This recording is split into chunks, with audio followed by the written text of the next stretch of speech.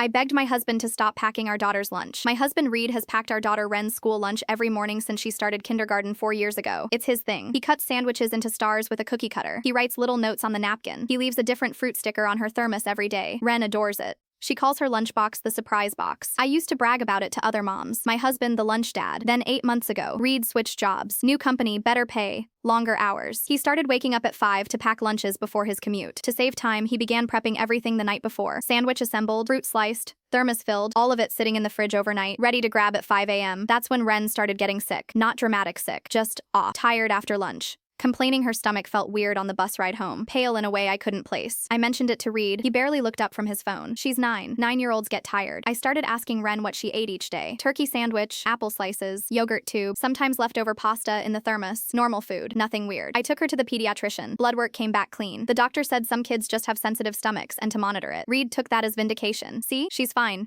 You worry too much. But she missed 11 school days in 2 months. Her teacher called me. Ren was falling asleep at her desk. Twice she'd thrown up in the bathroom after lunch. I told Reed we needed to figure this out. He said I was hovering. That every mom in our neighborhood was the same, inventing problems so they had something to manage. I asked if we could try me packing her lunch for a week, just to rule food out. He got quiet. Then he said, so now I can't even feed my own kid, right? We didn't speak for 2 days. I packed her lunch anyway. Same sandwich, same fruit, same thermos. She came home fine. No stomach ache. No pallor. I told myself it was coincidence. The next week, Reed packed again. Ren threw up on the bus Wednesday. I told him. He said it was a bug going around. That Friday morning, I woke up before him. I went to the fridge to look at the lunch he'd prepped the night before. The thermos was sitting on the middle shelf. I unscrewed the lid. Leftover chicken and rice from dinner. Looked fine. Smelled fine. I touched the side of the thermos. It was barely cool, almost room temperature. I checked the fridge thermometer we'd bought when we moved in. 49 degrees. The fridge had been slowly failing for months. The freezer still worked, so we hadn't noticed. But the main compartment was sitting 10 degrees above the safe zone. Every lunch Reed prepped the night before had been sitting in a warm fridge for 8 hours, then in an insulated lunchbox for another 4 hours before Ren ate it. 12 hours in the bacterial danger zone, 5 days a week. For 8 months. I took Ren back to the pediatrician and asked for a stool culture. She had a chronic low-grade salmonella infection, the kind that doesn't hospitalize you but quietly wrecks a child's gut for months. The doctor said the pattern matched exactly. Repeated low-dose exposure, fatigue, nausea, intermittent vomiting, missed school days, not a sensitive stomach, slow food poisoning, over and over. From the lunches her father packed with love at 5 in the morning, we replaced the fridge that weekend. Ren's on a course of antibiotics and a probiotic regimen the GI specialist laid out. Her color is already coming back. Reed hasn't packed a lunch since. Not because I asked him to stop, because he can't open that new fridge without remembering what he was sliding into that star-shaped sandwich every morning, while telling me I invented problems so I'd have something to manage.